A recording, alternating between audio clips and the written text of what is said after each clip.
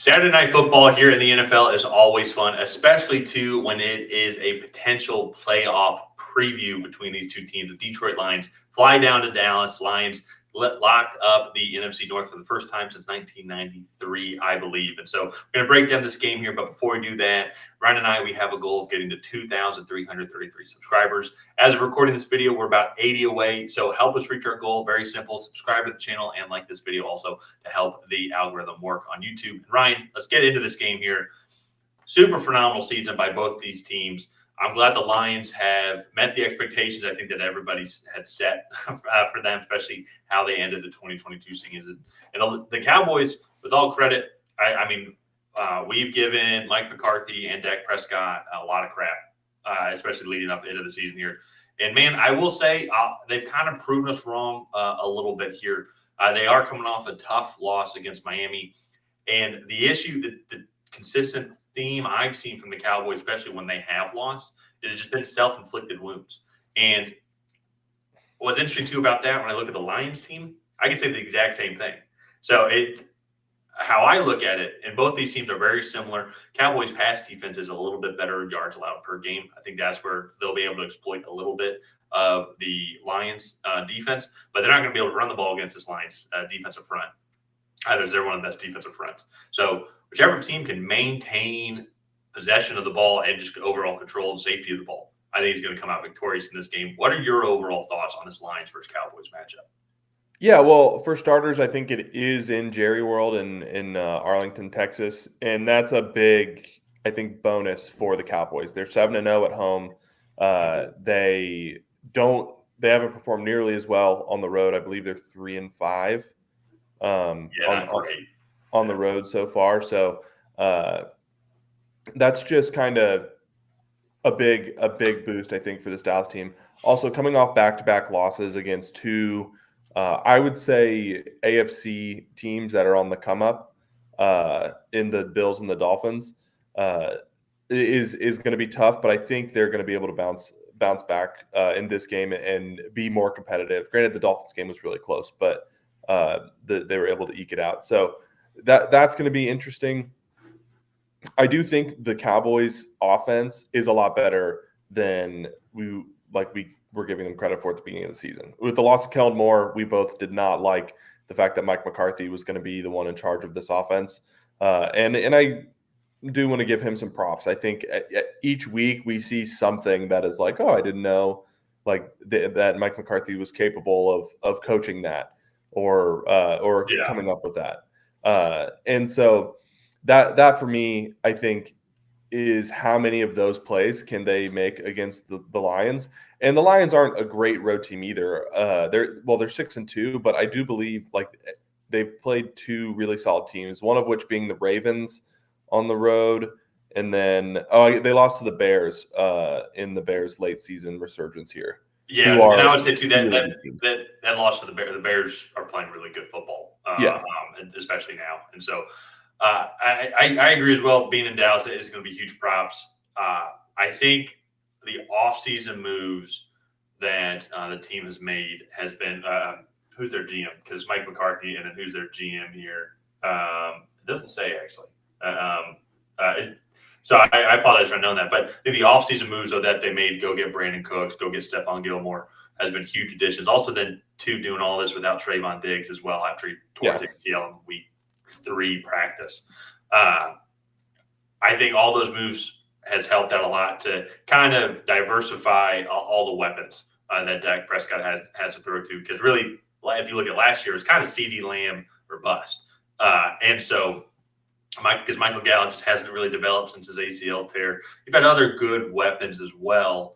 But I think adding Brandon Cooks, the emergence of Jake Ferguson, he definitely fits that mold of that stereotypical Dallas tight end. So you have a good trio of weapons right there, and then a good following group of receiver weapons that he has to throw to.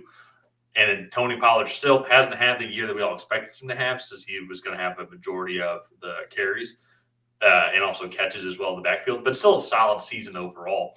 I think what I'm curious about, though, is how is this defense going to be able to stop this Detroit Lions running game. Because I feel like their secondary is going to give Jared Goff some fits. Their pass presence and pass pressure is going to give Jared Goff some fits. So he's going to have to take care of the ball from there. But I'm just looking in recent memory.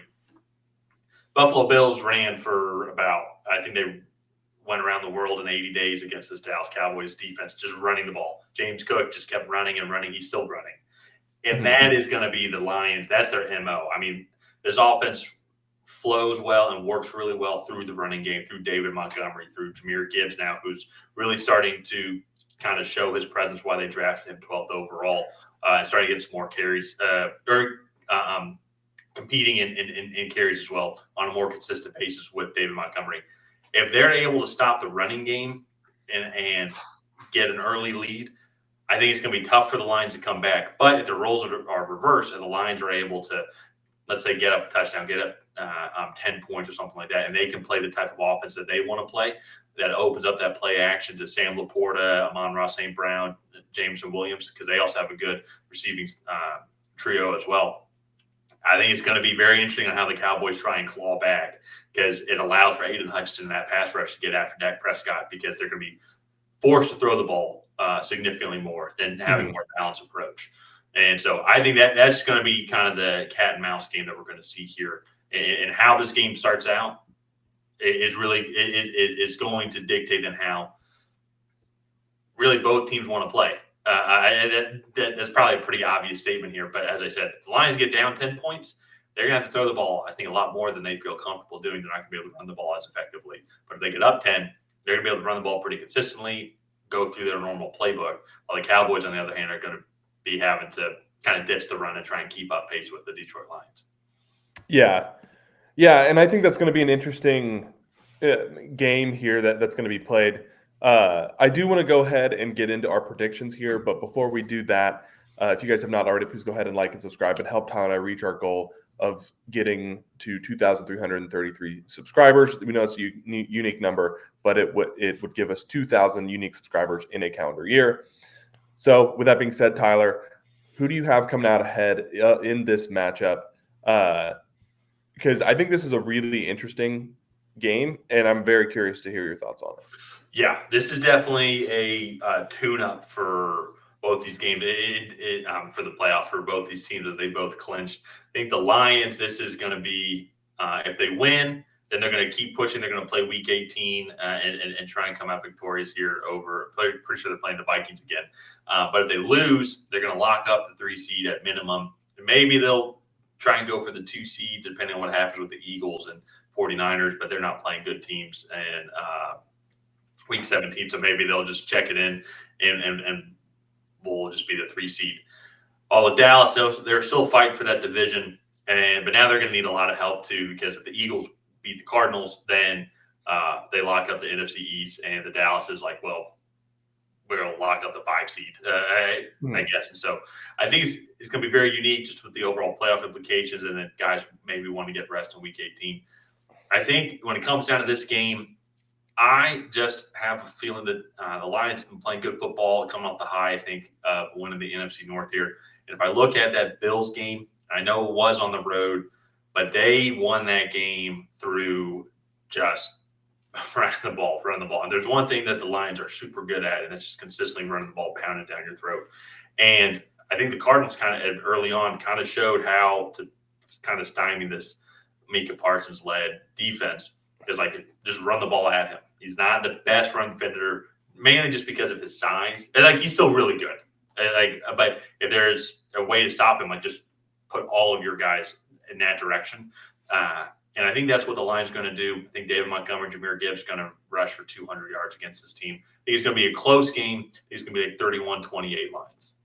Yeah, I'm also picking the Lions. The Dallas Cowboys have not lost at home, but I think you look at the trajectory of their season, and they started out really hot. And I think, especially even over the last few weeks, this defense has kind of simmered down just a little bit, in the sense of they played the Seahawks on Thursday Night Football. They gave up 35. And then they had a really good outing against the Eagles in that one Sunday night game. But that was a division matchup. And then since then, They haven't been the best running team. And with the emergence of Jahmyr Gibbs lately, not just being kind of a situational rusher, they're actually really running him 15 to 20 times a game. He's been phenomenal. Also, Tyron Smith and Stephon Gilmore both left with injuries in the Miami game. Christmas Eve night. Yeah, in the Miami game. And that, to me, I mean, that's a top player on each side of the ball for them. And the Lions should be getting back C.J. Gardner-Johnson this week, who's one of their top defending players. This Lions running game, like you said, has been clicking on all cylinders.